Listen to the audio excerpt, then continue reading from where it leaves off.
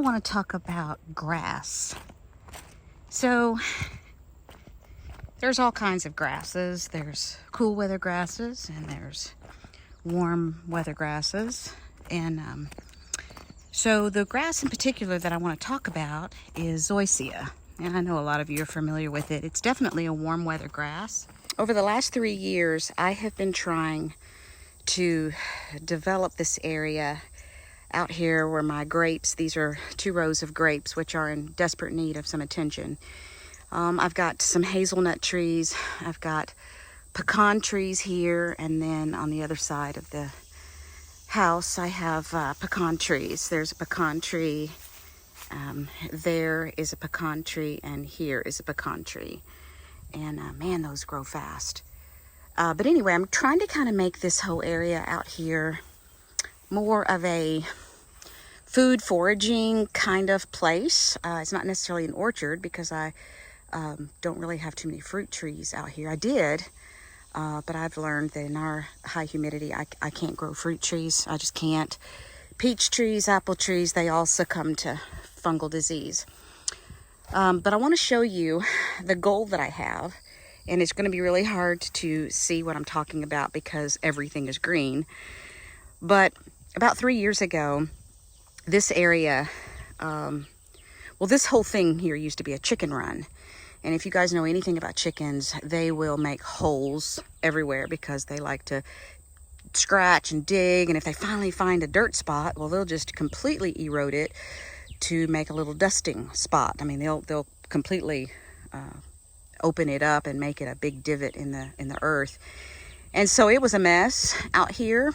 And I got rid of the chickens and decided that I want to make this a low maintenance area as much as possible because I am the only one that does any of this kind of thing in my family. So it's just too much. And the weeds always win. So I wanted to plant a grass that, 1, would choke out weeds. 2, that was drought tolerant so that I did not have to worry about it dying off when we have periods of drought.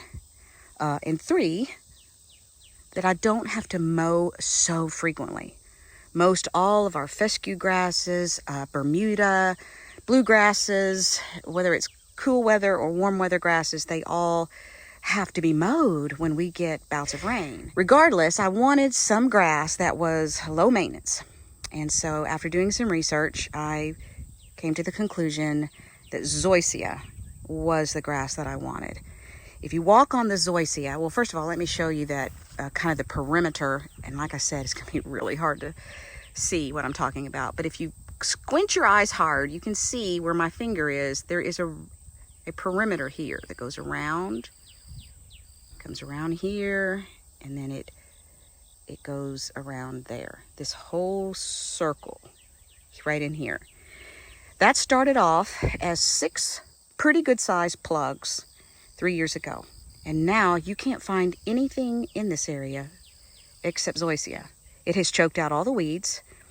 I only mowed it so far twice this season. It only gets to about, maybe 5 inches, and that's it. And it is so lush and so thick. And when you walk on it, it's like carpet. It's just really a beautiful grass. And I've only fertilized it 1 time. The only thing is 2 cons about this grass. One is that it produces a lot of this, what I call thatch, or maybe that's what it's called, thatch. This stuff here.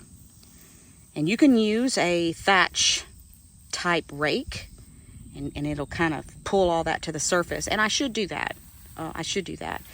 I've never done that, but it's only been here 3 years. But I mean, nothing. Now here's a dandelion. Here is a dandelion.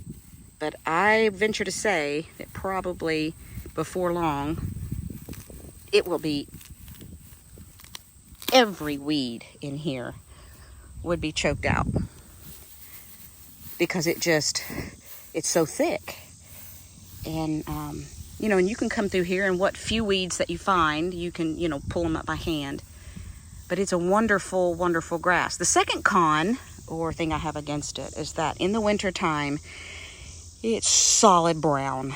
And it stays brown until the temperatures consistently are warm enough that it will come out of dormancy. Whereas fescue and other grasses, bluegrasses, things like that, you know, they turn green quicker. Actually, for us, fescue stays green all winter.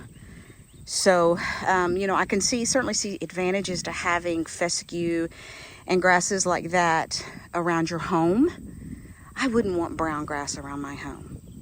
But for out here, where I want it to be low maintenance, and I'm not worried about what the grass looks like, I'm more worried about weed control and low maintenance. Zoysia to me is perfect. If you can handle the fact that it's brown all winter, and the fact that it does produce a lot of that dead thatch, but all grasses, you know, can do that. It can handle heat and drought like a champ. It'll go dormant. If it gets really, really dry, it's like it just kind of shuts down the growth, but the roots stay alive. As soon as it gets a rain, it all turns green again, if it hasn't gotten obviously too far gone. So I just think it's a great grass. So I want this entire area. There's a fence that goes down there all the way to that tree line, and then it comes back up here, and then the fence is here. And I just kind of want this whole area, especially around these grapes. I really want it to take over. Because I have pokeweed coming up in here, I have Palmer amaranth coming up in here, I have mare's tail coming up in here, and I could spend every day of my life out here in this heat weeding, and I swear they would still win.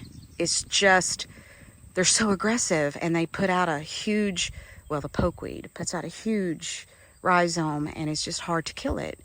However, it still has to have room to grow, and I am hoping that this Zoysia will completely suffocate all of that. I'm doing a lot of work, so hopefully I will not be disappointed when it's all done. So, I'm doing a new area now, and I'll show you where that area is because I have some blueberry plants. So out here I have these blueberry plants, and if you can see below, I've tried to eliminate the grass as much as possible, but it's impossible to get my mower through here. So what I did is I lay down these pieces of rubber and leave it for a period of time. And when you lift it up, you will see that it's just nice, loamy soil underneath this rubber. And all I have to do is take my post hoe digger and a shovel and just kind of break it up a little bit. And then it is a perfect bed to put Zoysia plugs. I don't use Zoysia seed out here because weed seeds, well, they'll just win. So I start the seeds in the greenhouse, and then when they get really root bound, I'll bring them out here and actually plant them as plugs so that they get a head start on the weed seed.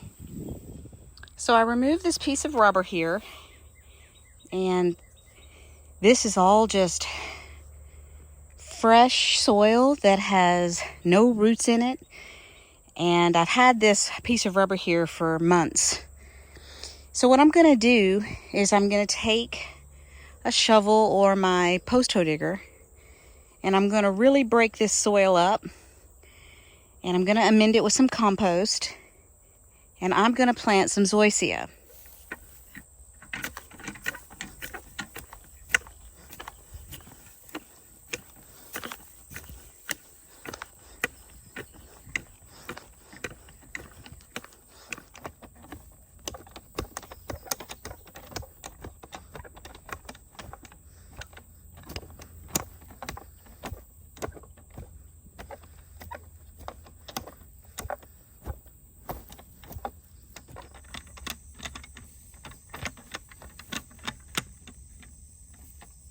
Many months ago, I got some grass seed, actually from my dad.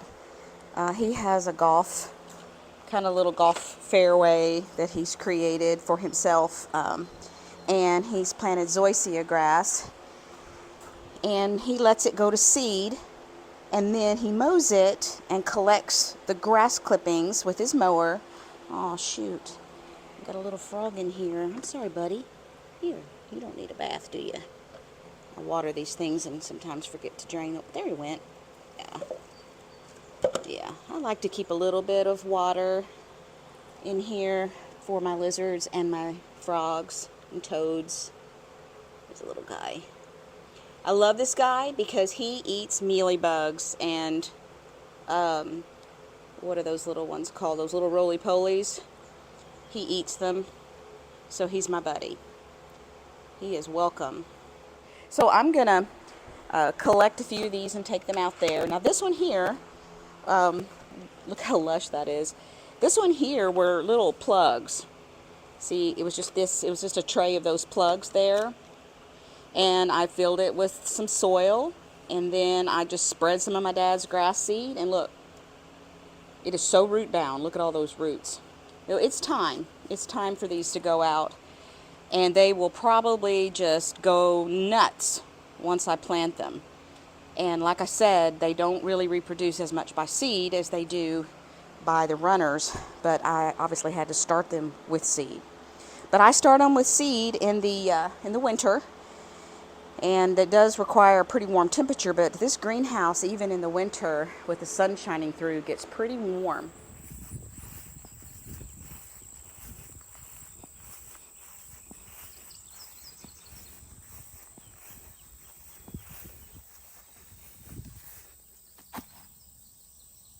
Okay, so I think I'm ready.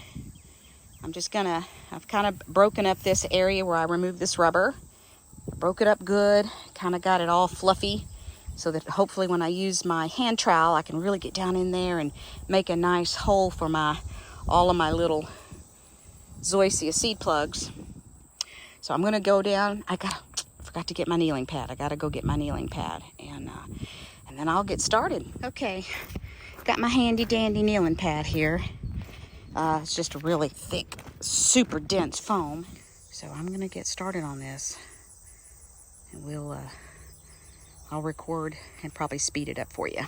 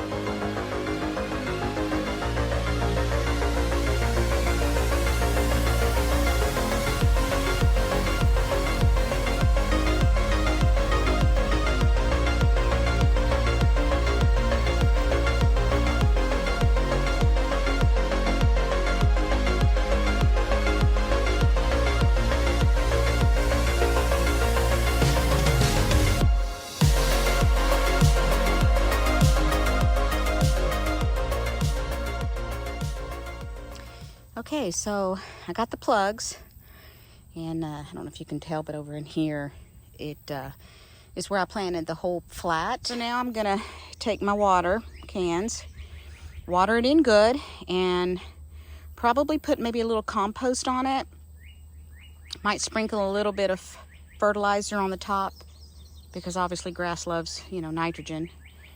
And everything I planted was heavily root bound, and they're pretty deep down in the soil. So I think the main thing is just to keep it watered, and don't let any weeds start popping up in there and choking it out. So we'll just keep an eye and see how it does over the rest of the summer. It is a little bit late to be planting it. It's August the 6th, so that's a little bit late. I've only got the rest of August and probably the 2 weeks of September for it to really get established before we'll start having cooler nights. All right, so I sprinkled some Land and Sea compost, just kind of took my hand and did like this and just kind of shook it around, and as you can see there's some where I kind of got it on the grass, but that's not going to matter at all, because once I water it in, it'll all filter down through there. So I'm gonna get some water and just kind of water it in.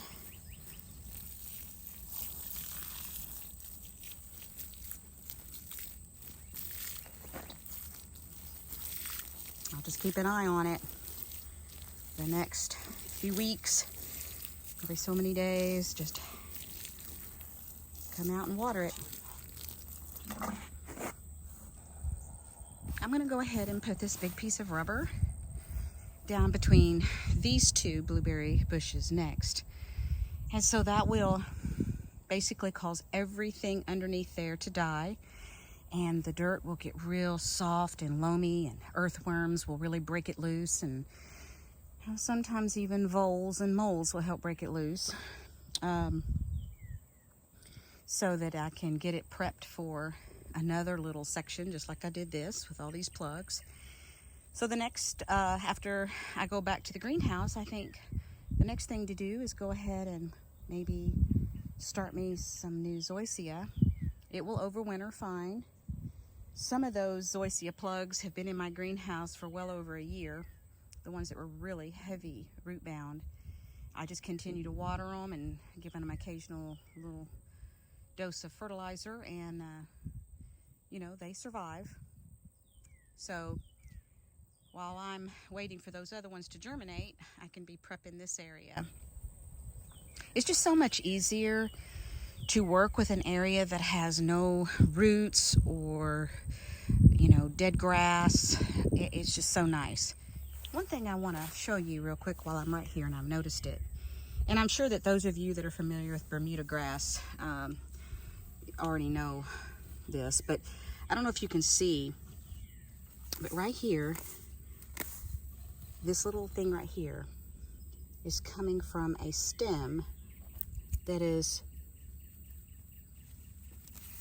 here's the tip of it. Well, no, the tip keeps going, but there's a little area. Let's see if I can get down here with my camera. So, maybe not.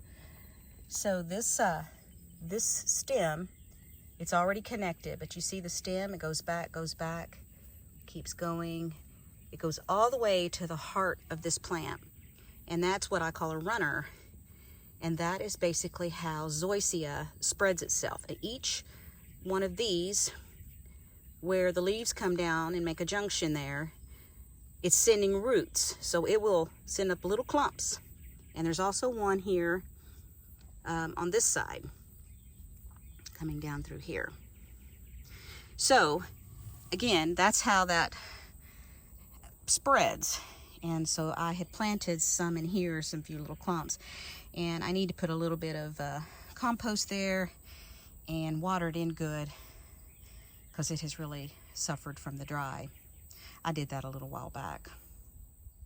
The way that I got my grass seed is from my dad. Not sure if he watches my videos, but thanks, Dad. So I got this for free, And he just let his zoysia grass in his fairway go to seed, and then he mowed it when it was, you can tell by the seed heads when they're basically ready to be harvested. And he let it go to seed, and he mowed it, and he collected all of the clippings, which included the seeds, and he laid it on a tarp for me, and then they bundled the tarp up and brought it here in the truck. So this contains not only the seed, but it also contains all the chaff, or, you know, the grass. But what I do is because all the seed will go to the bottom, so I basically just collect in this little container. I just collect a whole big wad, and I just put it in the container. Seed, chaff, everything. And this pile here is over a year old now. So the germination rate is a little bit lower, but that's okay. So I just put about that much in there. And that's what I use. And I just kind of shake it. And when I shake it, all of the little seeds go to the bottom. And then I just kind of take my fingers and pull off the dead grass before I actually put it into my little cells. I cleaned out this cell pack here from where we just planted the Zoysia. Cleaned it out good, and I like these because the cells are deep, so the grass will have plenty of room for its roots, over the next year. My goal will be to plant this probably next year, so I'll just keep them in my greenhouse. But, it takes quite a few to cover a large area if you want it to cover the area, pretty quick. So I've just got some seed starting mix here, and I can show you I put a little bit of compost, actually quite a bit of compost down in there, because, I want those roots to have a little bit of nutrition once they start growing. So put a little bit of compost in the bottom, and now I'm going to put a little bit of the seed starting mix in there. I don't want to fill it too full, because then when you water it, it all just kind of, kind of washes everything away. So now I'm going to water it in first before I put the seeds on there, because it's really dry. Probably should have watered it first. Let it sit there for just a second. If you notice that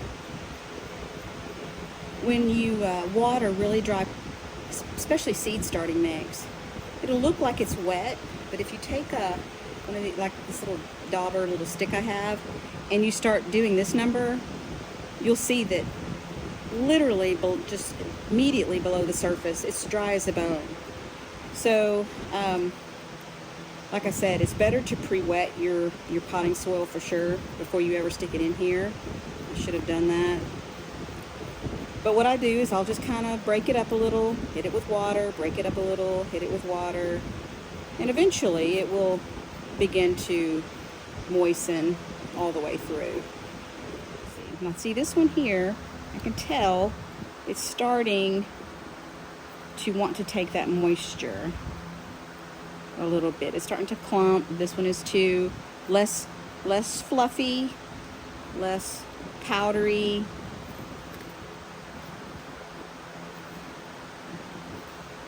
So we're getting there. So I've got the soil really moistened in here, and so I just kind of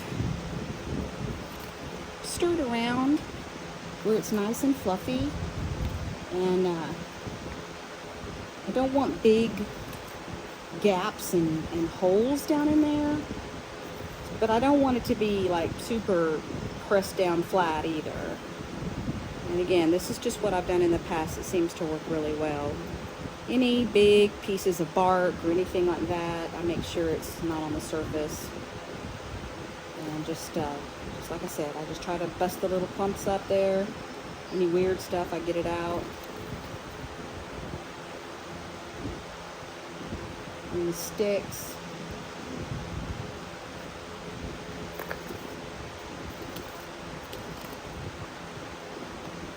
And then, if I have it, I take some vermiculite.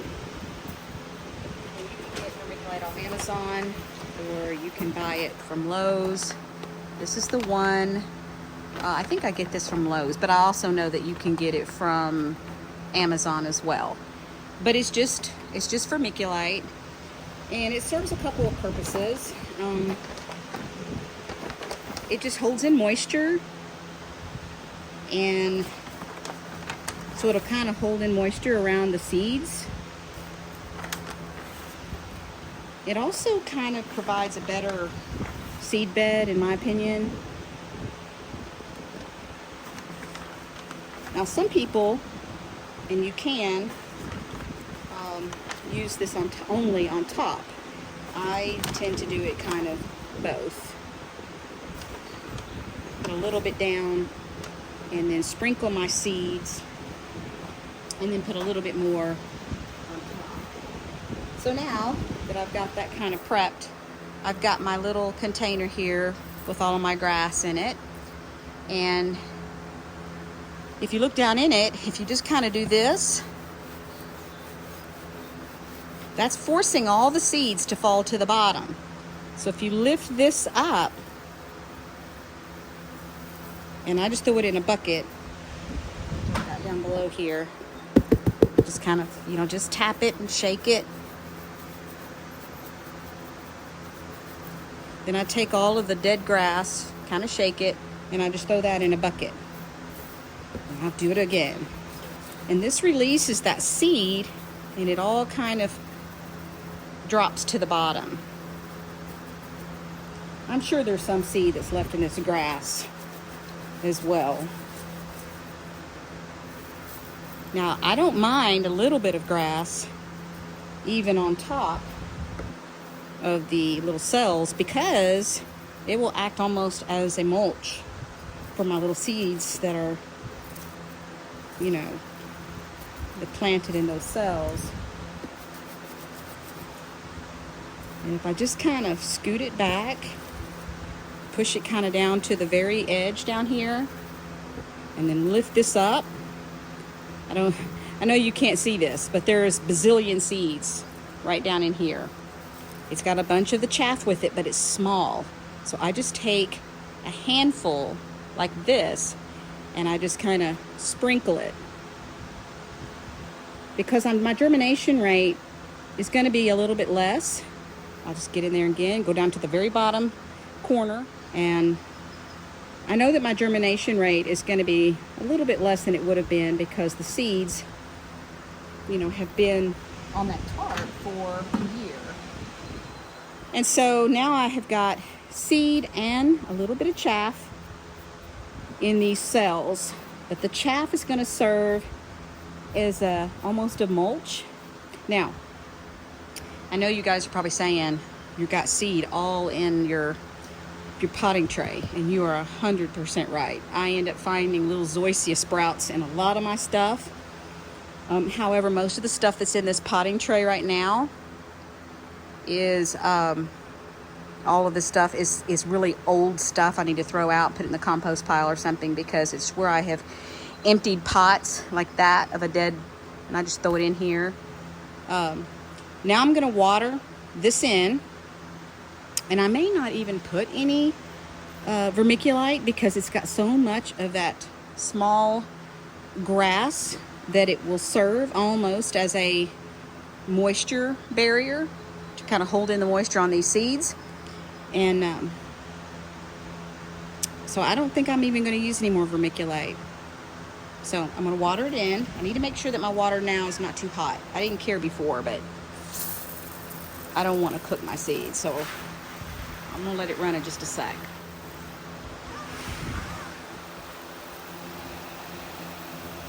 Put my water pressure really low, and I'm just going to water it in. And y'all saw how much I put in there. So obviously some of the seed is going to be too close to the surface, and some of the seed is going to be too deep.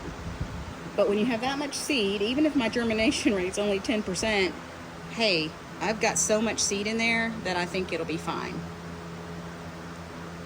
Now to show you something real quick, to give you an idea, about, I don't know, maybe 2 months ago, I had this aluminum tray that I had cooked something in, a banana pudding or something. And I thought, I'm not throwing that away. So I filled it with dirt, and I did exactly the same technique in here, in this solid tray. There's not even any holes in here. I didn't even puncture any holes. I did exactly the same technique as what I did in those cells that I just showed you. And I just spread it all in there, left the chaff, and I don't know if you could see,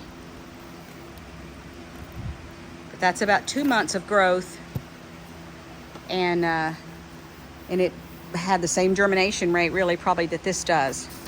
So it will germinate, and I need to fertilize it. It's not really dark green. I think I even used maybe some old dirt. This grass is so soft. I don't know why that is so fun to do. Anyway, I guess it's like a pet, right? A chia pet. Chia pet. So, you know, I prefer to do the cells because I think they're easier to just pull out of their cells and pop them in the ground versus this kind of thing. You know, you can dig out a big area and plant this whole unit in an area, and it will be just one big giant plug. But I think doing the cells, actually you make better use of your space because they all send out runners from each one, and you can kind of spread them out a little, and they'll fill in within like a year.